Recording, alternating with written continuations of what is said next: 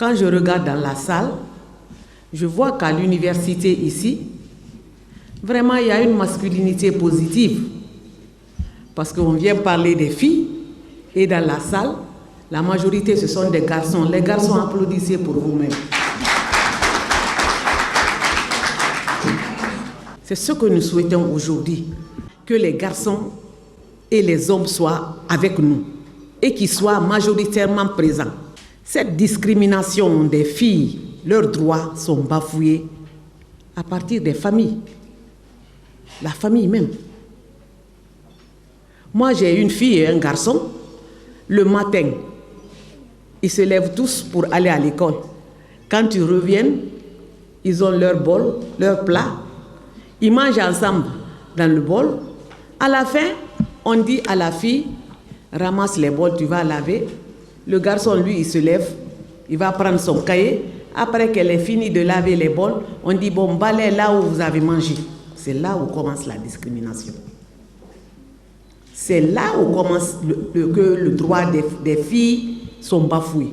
Nous, les mères, nous sommes les premiers responsables. Les parents, nous sommes les premiers responsables d'empêcher l'évolution de la femme. En ce moment, pendant que le garçon va prendre son cahier, la fille, elle est en train de faire les travaux ménagers. Et parfois même, il y a des zones où après ça, on prend le plateau, on met sur la tête de la fille, on dit va au marché, va vendre l'eau glacée là-bas, va vendre telle ou telle des galettes. En ce moment-là, le garçon prend tout son temps pour étudier. J'ai beaucoup de droits aujourd'hui. Des filles et des femmes sont bafouées dans notre pays.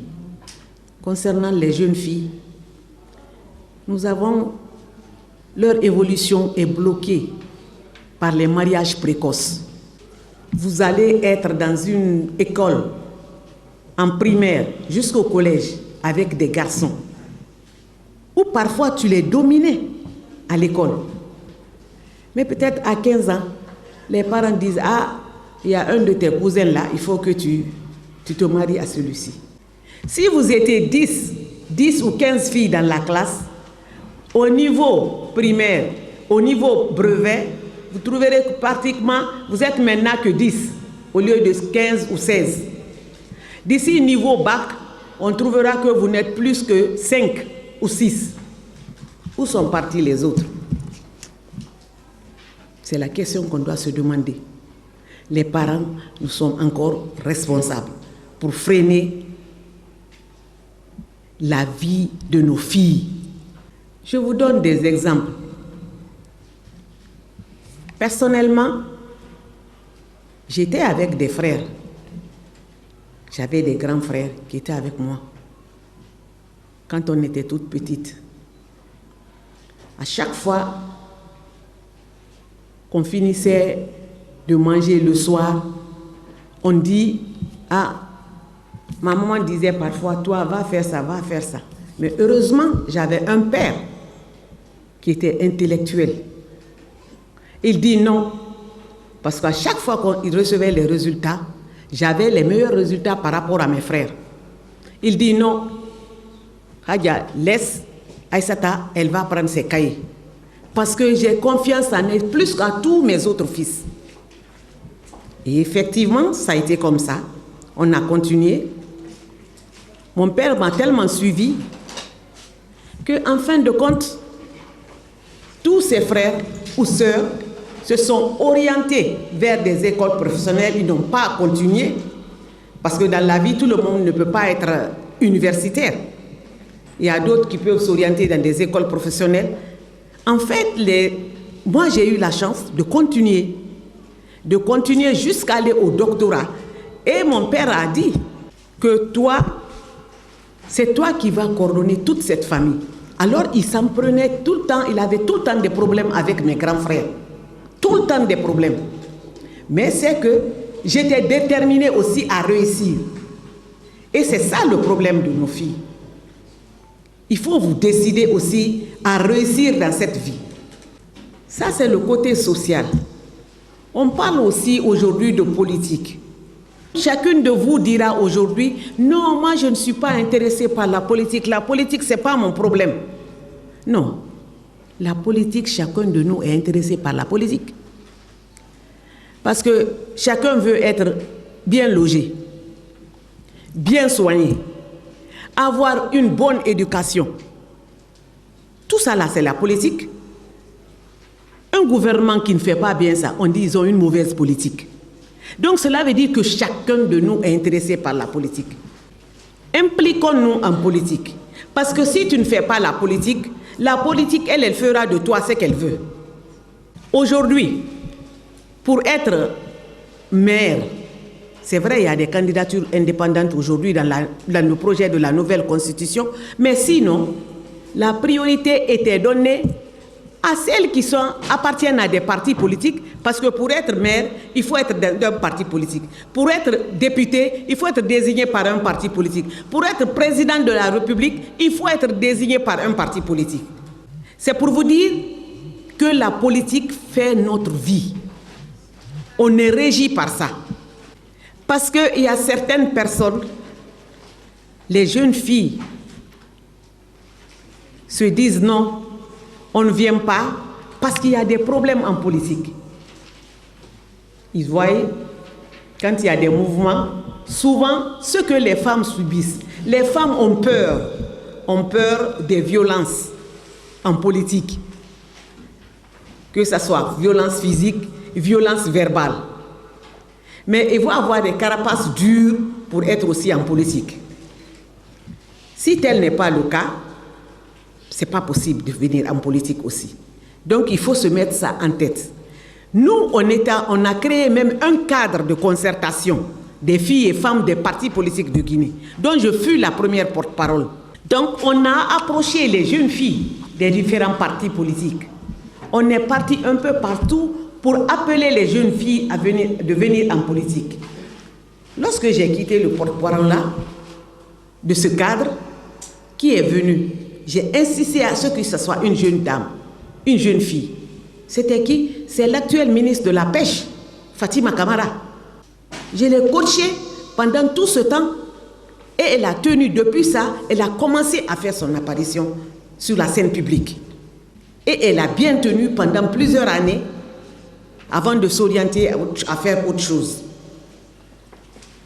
Moi qui vous parle, j'ai gravi tous les échelons dans mon parti, à commencer par le quartier,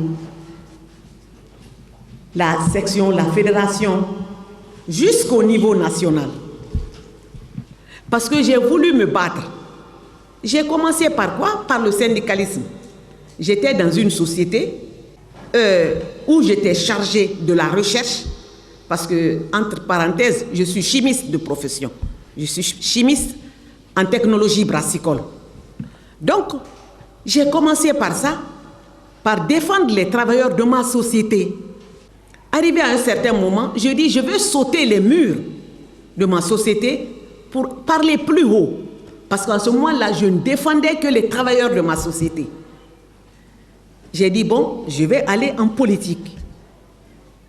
Et lorsque le leader de l'UFR est venu en politique, j'ai regardé son programme, j'ai dit peut-être je vais faire chemin avec lui. C'est comme ça que je me suis engagée en politique, mais c'était vraiment une conviction. J'étais un peu partout, j'ai fait presque toute la Guinée, toutes les préfectures, sous-préfectures de la Guinée. Parce que je voulais connaître les réalités, surtout des femmes et des filles. Donc qu'est-ce que je vais vous dire par là? Je vous demanderai, tout tant que vous êtes, que ce soit garçons et filles, décidez-vous. Madame Sow a commencé à donner les statistiques. Aujourd'hui dans notre pays, regardez dans le gouvernement, on a combien de femmes? Regardez les préfets, combien de femmes? Les gouverneurs, combien de femmes? Allons-y en diplomatie, on a combien de femmes? Pratiquement, c'est insuffisant. Pendant que nous, on était députés, c'est le Forum des femmes parlementaires, on a décidé de nous battre pour avoir la loi sur la parité dans notre pays. Nous avons fait des voyages d'études au Sénégal et au Rwanda pour voir comment ça s'est passé dans ces pays-là. Cette loi sur la parité est venue à un moment où on parlait de la loi sur la polygamie à l'Assemblée. Alors vraiment, les hommes n'étaient pas d'accord.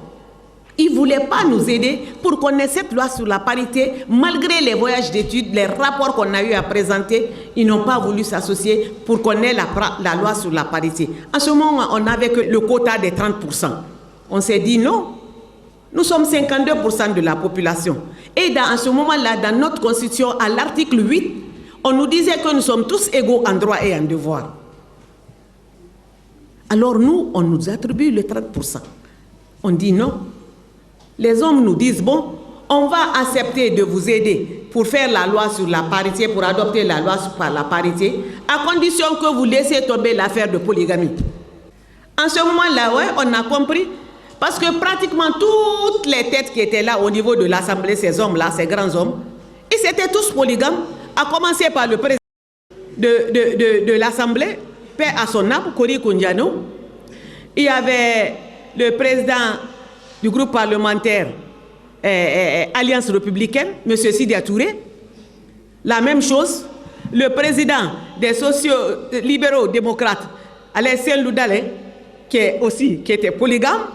Il y avait aussi le président du groupe du RPG d'Amaro, qui est aussi polygame. Comment ceux-ci peuvent accepter? Ils nous disent, bon, à condition que vous laissez tomber l'affaire de polygamie là, nous aussi, on va vous aider pour avoir la parité. Donc, nous aussi, on a dit aux jeunes garçons, aidez-nous. Si nous avons la parité, les jeunes, nous aussi, on va vous aider pour que vous ayez le quota, au moins de 30%, parce qu'on ne parle même pas de vous. Donc, c'est comme ça qu'on a pu convaincre les jeunes de venir avec nous. Et les jeunes nous ont aidés. Cette loi sur la parité est passée. Elle est passée, mais, dommage, elle n'a pas été promulguée. C'est pourquoi cette loi jusqu'aujourd'hui traîne. Et cette loi, lorsqu'on l'a envoyée d'abord à la Cour constitutionnelle, la Cour constitutionnelle avait rejeté, il n'y avait que le quota. La Cour constitutionnelle a rejeté le quota qui était dans la loi. Nous, on s'est fâchés, on dit mais pourquoi ils rejettent les 30%? Nous, on était déjà contents pour les 30%. Après, on regarde la Constitution, on voit qu'en l'article 8, nous sommes tous égaux en droit et devoir. C'est pourquoi ça a été rejeté. C'est pourquoi nous nous sommes battus maintenant pour avoir la loi sur la parité. Et ce n'était pas tout. On se battait encore pour que cette loi-là soit appliquée, soit dans les textes d'application, que ce soit dans les codes de collectivité, dans les codes électoraux, parce que c'est là-bas même où ça commence.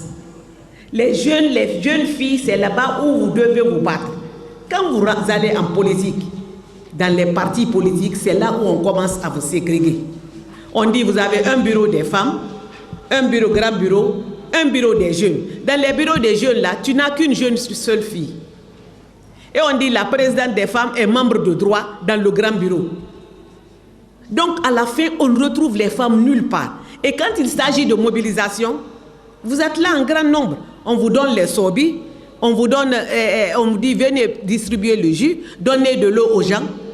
C'est le rôle qu'on vous confie. Refusez cela. Nous avons dépassé ce stade-là. Nous saluons aujourd'hui des femmes qui ont eu le courage de créer aujourd'hui des partis politiques dans notre pays.